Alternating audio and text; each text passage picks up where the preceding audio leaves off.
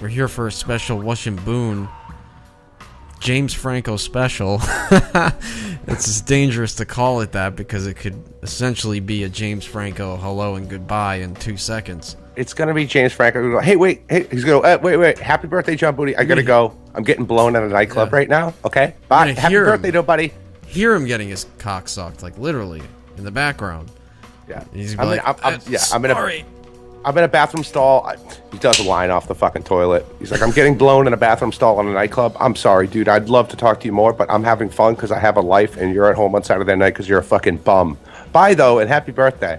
That's exactly what's going to happen. But hey, fuck it. We'll do it live. Maybe it'll be that, or maybe it turns into something else, but at least everyone gets to hear what it sounds like. I think at the very least, you should be... He's going to talk to you about the topics that were brought up. No, he had me email to him. I'll rope him in. Don't worry about me. He's definitely gonna bring up those topics that I brought up to set up a conversation. So I gave you that leeway. He doesn't need to do that. I'm probably a better conversationalist than he is. I'll be okay. He's gonna have to fucking go with the flow, and he'll be okay. I'll rope him right in. All right, we'll see. Because I don't think it's about the conversation. It's just about whether he thinks it's a radio show or not, and if he should be doing this or not. He probably shouldn't be doing this, and that's what you get. Oh, wait, no, the answer is he absolutely should not be doing it, but what I'm saying is whether he perceives that or not. You shouldn't talk to weirdo nobodies like myself. Well, he thinks it's your birthday, and he's making your dreams come true. He is. He pretty much, yeah, just not for the reasons he thinks. Well, listen. I'm not a huge fan, dude. I've said some negative things about James Franco's character. Never his, well, maybe his acting a little bit too. He was in a film called City by the Sea with De Niro, and he was killer in it. I mean, he was great in Spider-Man. Like, there's some stuff I loved him. Also, he's going out of his way to call me, to wish me a happy birthday. You know, how do you be I'm not going to be a dick to the guy. Yeah, it was only for like $2,000, but yeah, he's a great guy. Well, we're making it seem like he's like, hey, John Booney, that guy, I'll fucking call him and say happy birthday. It's because it was for charity. It was for charity, dude. Involved. Same thing. He didn't see a fucking penny of that. Well, as far as we know, I don't know this charity. I actually don't know what the charity is. I think Sauce on Side has the information on that. He's involved with a charity and does a lot of work with them apparently, and he's been doing this. He's been like sending me emails from all these different celebrities that now want to like call in or be a part of the show or are supposed to say happy birthday also. It's a good thing. It's just gonna be a fucking marathon of celebrities calling to wish you a happy birthday. Yeah. And it's gonna be your birthday every fucking Friday. But if I was a celebrity, I'd want to talk to a guy like me who's indifferent and doesn't care about your celebrity and doesn't give a shit about your so-called accolades. Like, I don't care. I'm not one of these people going, James, take a selfie, sign this. I would never do it. I'd walk right by him in the fucking street and just keep going. That's in your head that you'd think they'd actually care about that, because I don't think they give a shit. They want the people going, give me a selfie. No. Let me I'd be like, if I was a celebrity, I'd be like, stop that. Don't do that. You're embarrassing yourself. Don't ask me for that. Don't leave me alone. Let me alone. Let me alone. James Franco definitely indulges in that because he's out partying all the time and getting his dick sucked. So yeah, well, good for him. What the fuck? That's exactly what I'd be doing. I mean, if it was a big-titted broad, I'd be like, yeah, I'll take a selfie with you. As a matter of fact, here's the key to my hotel room. Right. So can't blame him. I don't think he's going to really want to, delve into the brain of a John Booney over getting his dick sucked. No, I'm just saying he'd probably be more apt to engage in a conversation if I'm not faltering over myself at him. Maybe. How is that a maybe? Because I don't know. I have no idea what he's like. I have no clue what he's like. He could take himself very seriously, and if you say the wrong thing, he might think you're a dick and just leave. Well, then, hey, man, then I was right about him. So how are you going to lead it off? I'm just going to say, what's up, man? Just how you doing? Thank you for calling. I've got a couple questions for him, and I'm going to try to lighten the mood a bit. Hopefully he's chilling in a hotel room and bored. Getting his cock sucked? Yeah, he's already gotten probably blown tonight.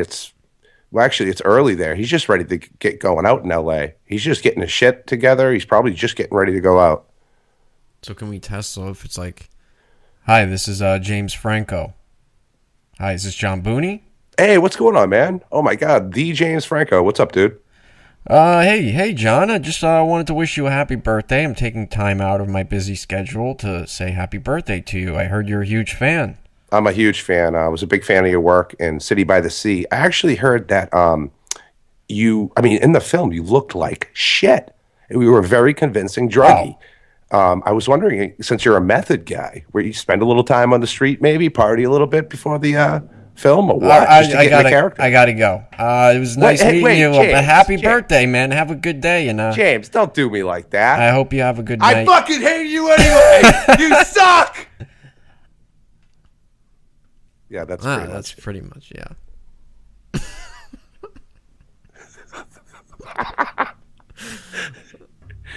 I think that was pretty accurate. Yeah. It's exactly what it's going to be.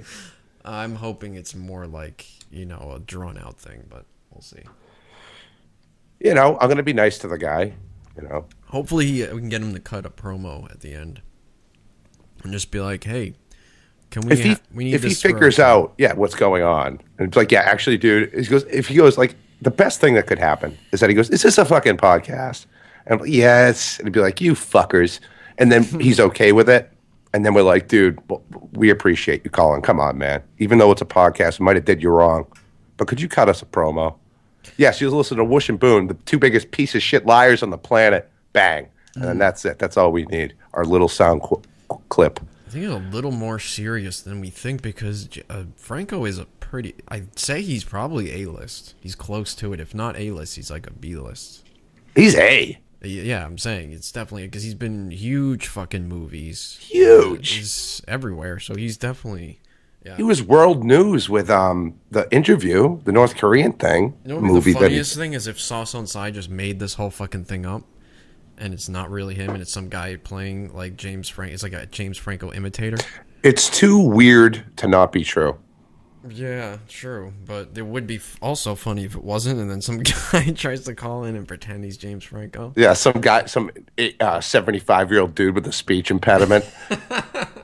I'll know it's him. Like, I know his voice by now. I've heard him talk so many times, so I know his speech patterns and everything. I think I'll know it's him.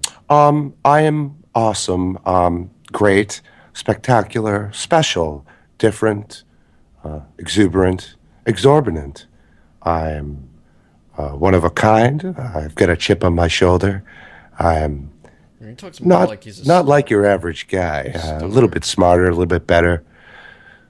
He's got like a weird stoner voice.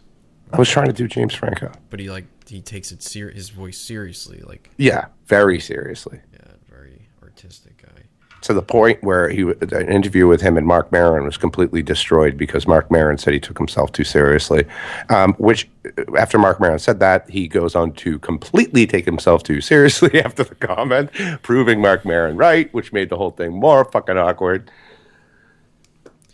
Yeah, there was another, like, he had some other guy who's like the guy from Spartacus, or a girl from Spartacus wants to call in, and someone else, what's his name, Steve Widener or something, the kid who was on fucking Full House. Tell the girl from Spartacus we can't make it.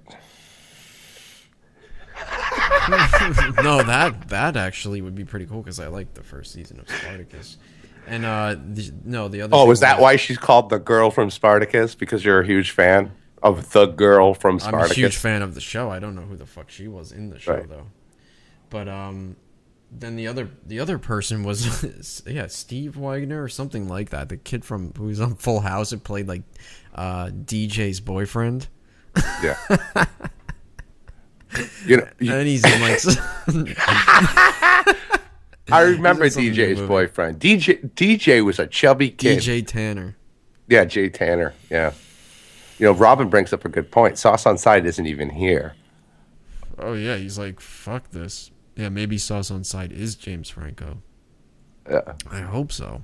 Maybe he's desperately trying to get in touch with James Franco and tell him not to do it. He's like, fuck, dude, I made a huge mistake. I was really drunk one night, and I told these two idiots on a podcast that you would call. Can I have my $2,000 back? I'm not going to be a dick. I hope it's... There's no need for that, man. That's just uncivilized shit. Yeah, but He's hey, just a guy. I mean, I might not be a fan of him in the public spotlight, but well, listen, well, figure it this way. If I was like a celebrity, as me, not him, because I don't know his life, but I know if I got that level of fame, I would be the guy who would be like, oh, this guy's cool. Like, he's not, like you said, a typical fan who's just drooling over everything I fucking do. He's being real, and he's just a I'm regular indifferent. guy. I really don't care. Right. Yeah. Yeah. I would recognize that, but I don't know about him. I don't know what he's like. Really don't. He'll probably be shocked by my demeanor. Yeah, why isn't this guy sucking my cock more? Yeah. He's going to be like, who is this guy? Who the fuck do you think you are, Yeah, gonna man? try to win you over. He's going to be like, I'm fucking James fucking Franco. I'd be like, yeah, I'm John fucking Booney. Oh, here's a call. I don't know Okay. if this is him, but we'll see.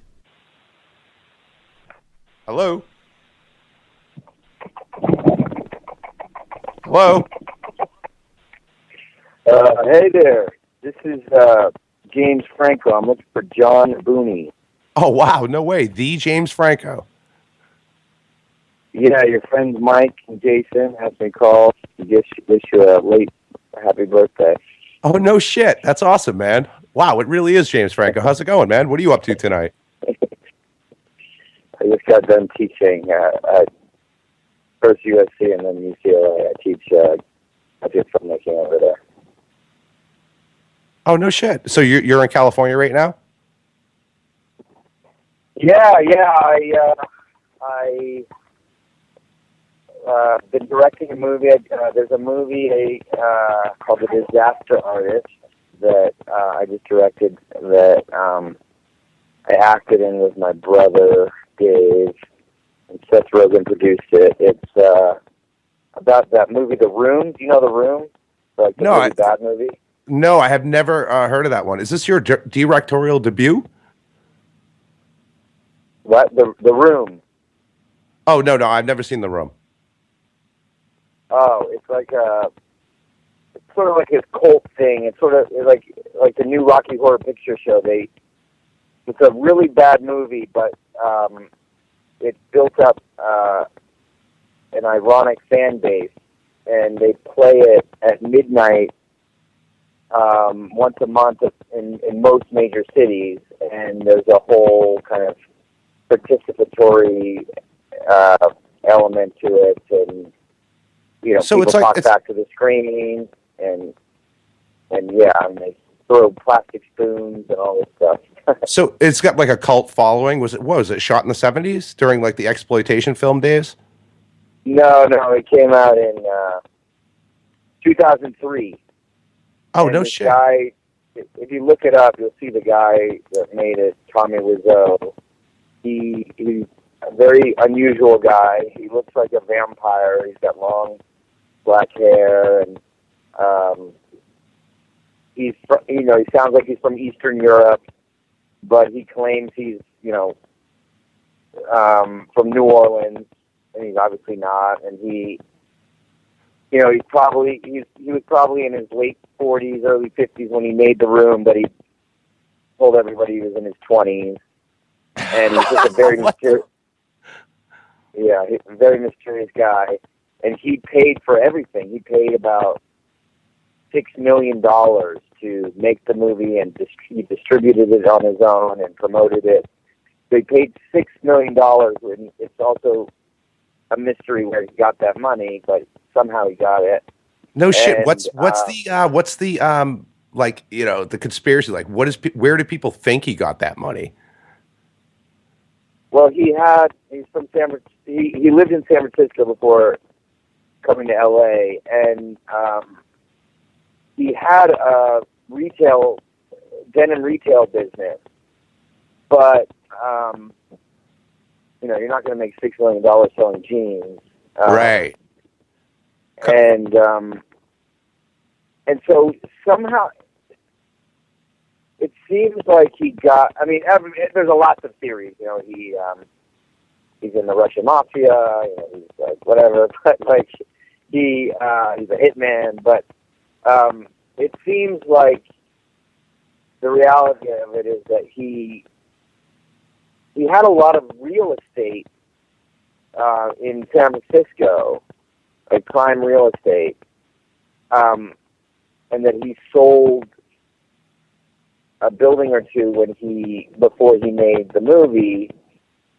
But how he got those properties is also unclear. So Wow. it's all murky. I like where that's going, though. There's a lot of mystery wrapped up in the entire thing already. You know, that's cool. Yeah, exactly. Yeah, Yeah. that's part of the. It's sort of part of the appeal of the room. In addition to it being sort of a very watchable, horrible movie. I've got a question about an older film you did, and which I really loved, City by the Sea with De Niro. Yeah. Like in that film, man, you were probably the most convincing looking junkie. No offense, but you look like shit during that film, which is exactly how you were supposed to look. Did you do any real method stuff like before the film, say live on the street a little bit or get really fucking high, get some coke or get messed up like every night just to get into that character's head? Yeah, I mean, I didn't do any drugs, but Yeah, right. No, I didn't. I really didn't.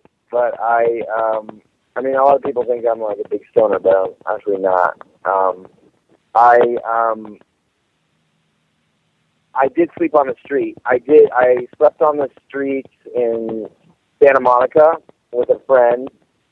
That was the first time, and we sort of made it our mission that we would spend the weekend on the streets, and we wouldn't have any money. Like, we'd just start with no money and see how we'd survive. And so we actually found out so it forced us to sort of talk to local homeless people, and like they pointed us to Meals on Wheels, and then we were panhandling, and we like we spent all morning, like 6 hours, just asking people on the promenade for money, and I think we got $1 in 6 hours, and people would just sort of look the other way, and then we got really desperate, so we made a sign on a piece of cardboard and stood on the freeway exit. And it turns out that's the way to do it, because people are stuck in their cars. Yeah. They're forced to look at you. Yep. And they Alston have Brighton. time. I'm sorry to interrupt. I was going to say the Alston Brighton Cambridge exit into Boston, which I have to go through like every day. There's like 4 or 5 homeless guys, and yeah, they've gotten about like $30 from me within the course of a few months. Yeah, exactly. We made I think we made like $30, and I can't remember, what did we make? It was something like we made $20 in 30 minutes or something. When on foot we could only make $1 in 6 hours. Right. And right. And then the next time we actually stayed overnight. There are these missions. Do you live in LA or? No, I'm in Boston. Oh, okay. In downtown LA, there are these homeless missions that people will stay in for 90 days at a time, for kind of drug treatment programs. But they have extra bunks every night for people that want to just stay a single night, and you have to line up and first come, first serve. So we did it. We first learned that we needed to have good disguises. It was the first time I went downtown to sort of. I had seen drug deals go down on a certain corner, and so I was like, I need to go there to research City by the Sea. And so I went down there I guess I thought I'd just stand there and observe, and but I wasn't in any sort of disguise at all. And so within 2 minutes, people were already just spotted us, and they didn't know who I was at that point. They didn't know I was an actor, but these two guys started coming across the street. They're like, "Hey, Hollywood, what are you doing here, Hollywood?" Oh, no shit. We obviously stood out. Yeah, So we got in disguise, we got these old clothes and rolled around in the dirt and poured beer on ourselves, and then went to the mission. And they deloused, the whole process, like they deloused us, and they, made us take a shower, and then you eat with everybody, and really bad food, and then Did you guys with the money that you panhandled? Did you guys like go out and get like legit like 40 ounces and like whatever single cigarettes? We were so hungry by that point. We just went to McDonald's and got like as many hamburgers as possible. If I was making the type of money you make, I would never eat at fucking McDonald's. No, I don't. That was our rule. It was only that weekend. I never eat at McDonald's, but that weekend, our rule was that we couldn't bring any money, so we had to just, we could only spend what we made panhandling. But you used to work at McDonald's, right? Yeah, but after I left, like, that was when I was just starting out, like, but after I left there, like, I hardly ever eat McDonald's. Yeah, my first job was Taco Bell. Yeah, I know that feel. But yeah, dude, that kid Chris, who actually got you to call me on my birthday, which is awesome. And by the way, thank you, man, for not just saying "Happy birthday, dude." Okay, later, I gotta go. That's really fucking cool right off the bat. Thanks, James. That's awesome. Yeah. But he wants to say what's up to you too, man. Hey, James, you there? Hey. Hey, how's it going, man? Thank you for doing this. This is really cool. Yeah, no problem. I have one question. I just was curious. I see most of the movies I've seen of yours were primarily like comedy films, but I just watched recently the movie True Story, and it was really like jarring to see you in a serious role for me personally. Was there like a personal choice to do that movie to be more serious with the acting, or was it just like you wanted to stray away from comedy? Oh, yeah, it's really funny. Like I actually think of myself more as like a dramatic actor, but but a lot of people only like my comedies more and know them more than my other things. I like that film a lot, actually. I thought it was really good. Yeah, thank you. Yeah, I mean, when I started out, I wanted to be like only kind of a dramatic actor, and then I got Freaks and Geeks, which I had a great time on. But when that got canceled, I did a bunch of dramas that were not good, and I had a really bad time making them.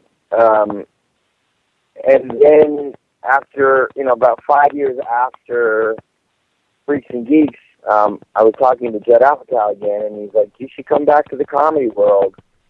I always thought you were, better at, comedies." And I was like, "All right, let's make one." And Seth had been working more as a writer at that time. He couldn't really get a lot of movies, but he finally started blowing up with 40-Year-Old Virgin and Knocked Up. And Judd was like, "You and Seth should do a comedy together." And that's when they came up with the idea for Pineapple Express. And then, since then, people, offer me a lot of comedies. It's just that I feel like it's really hard to. Comedy is such a particular thing, that right. I feel, when I work with Seth, it's sort of like. So you wouldn't consider yourself I'm sorry to interrupt you, man. But you wouldn't consider yourself like a comedic actor? No, I mean I do now, but it didn't start out that way. I sort of feel like it's just something that kind of happened, and I realized that people really respond to when I do comedies, and so in a way, it's just something I sort of keep doing, and it's actually like the thing I get offered the most, I think, are comedies, and They Now, pay me a lot more when I do comedy. what was your feeling about like the interview immediately being like pulled because of pressure from North Korea or whatever? Like, I didn't think that as Americans we should give a shit about what North Korea thinks. I don't think there should have been controversy on that. What was your opinion on that when that whole fandango went down? Yeah, it was a really hard situation. I mean, you know, it was a lot of weird moves were made because nothing like this had ever happened before, and people didn't know how to take it, you know, and so there were a lot of decisions by the studio that they maybe wouldn't have made if, you know, they were sort of being personally targeted, the people at Sony, and being exposed. And so I think they were acting in a much more pressurized situation than normal. And then, in fact, it wasn't really Sony's fault in the end, because the theater chains are the first ones to kind of pull out. They said after the hackers made the threat that there'd be 9/11 level violence in theaters if the movie was shown, then the theater chains took them seriously, Which was a mistake. And pulled it. Yeah, but once the theater chains pulled out, then there really wasn't anything that Sony could do because they didn't have theaters to show it in. Do you think that was kind of part of maybe the plan to do it that way, though, where it was so controversial that they rip it from all the theaters and then suddenly it was like on Netflix and it did great like on the streaming platforms, and then they put it back into the movies afterwards and it actually did much better than it would have done originally? Do you think that was like part of their plan to do it that way? No. I mean, the hack was like really embarrassing to, you know, the heads of the studio at Sony. So they did not want that information getting out. Right. And I mean, it did really well. The movie did really well on the streaming platforms, but yeah, were you guys able to make any money? It would have killed if we were tracking. The movie was tracking so well. Right. But how'd you guys do in the end? Were you guys able to like get out of the red at least? Were you able to make a profit on the film? I couldn't tell you that. I mean, if you compare it sort of like, I mean, how much are movie tickets now? I don't even know, like $12 or something like that. Or more, yeah, I don't know. And per ticket, and when online, you know, it came out, it was streaming on Christmas Day. You have all these families sitting around watching it for $6 a pop. So instead of like $12 times, you know, five members of a family, you got 5 members watching for $6. Yeah, it's a new world we live in, man. Yeah, exactly. Yeah, Hollywood's gonna figure this shit out because I'm actually noticing people like Louis C.K., the comic, taking that type of crowdsourcing, grassroots approach. His last comedy special he released on the internet, and he said, "Hey, pay me whatever you got. You know, if you're gonna pirate it, you're gonna pirate it." And he ended up doing really good. I think he made a couple $1 million. Then he produced it himself. You're seeing a lot of that, like, you know, grassroots production going on now. You should get in on that. Do more of that. I think. I don't know, but what the fuck do I know? I'm a construction worker. Yeah. So. What? Is he still there? So yeah, you're an artist too, right? Yeah. I have a show coming up in Switzerland next weekend. Oh no shit! Is it what medium? Paint? Yeah, acrylic. Yeah. I'm an artist too. I only work in acrylic on canvas. Really? What do Yep, you yep, paint? yep. I started off doing What? black and white comic strip with quill pen. So, Yeah. What kind? What was it? actually, What was? I What have was a it? web comic called Bootstraps. I don't even know if you'll be able to find it, but yeah, I've been drawing since I was 8 years old. I've been taking it very seriously, and it sucks that I didn't go the route of an artist. I went where the money was, which was construction for a guy like me. If I had stuck with art, I think I would have been able to do something with it. Sounds like there's an odd noise in the background there. Oh, is that the NSA? What is this? I think he might be cutting out or something. I'm not I sure. think he hung. Did he hang up? Or? No, I think he's still there. James, you still there? He's being taken away in a helicopter.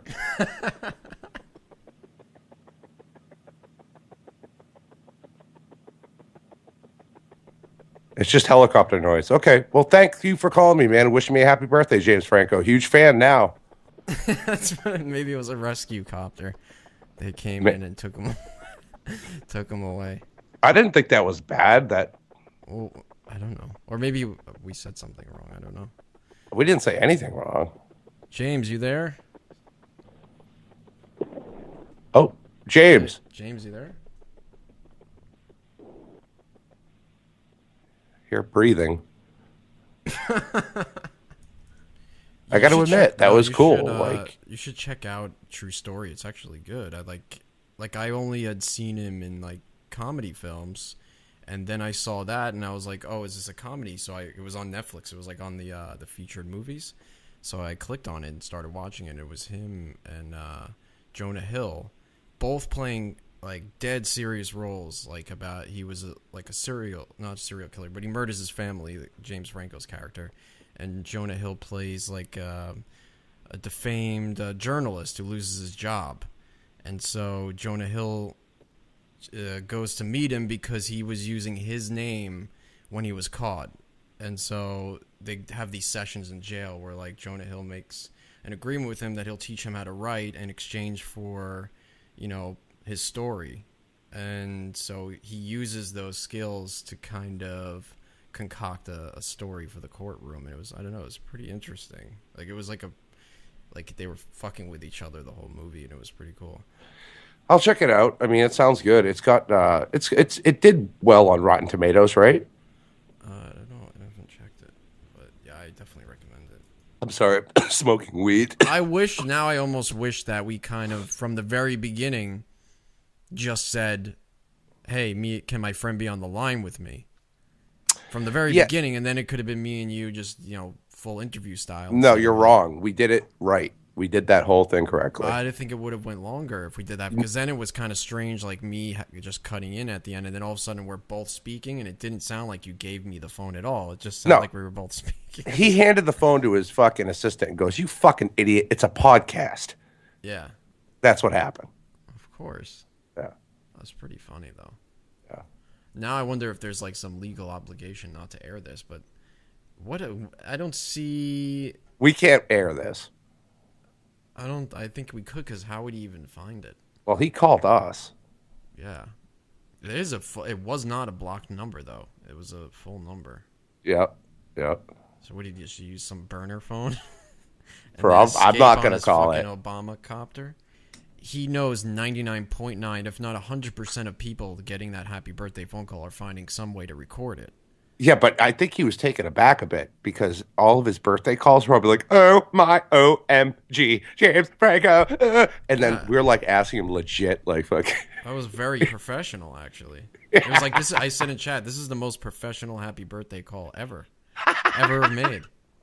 He's going into his methods of preparation before a city by the sea and shit. Like it doesn't happen on a birthday call. I think that's why he was like, I smell a podcast or something. Well, you didn't technically know how long he would have stayed on. So if he had only, we're going to give 90 seconds, would you have thrown something in there?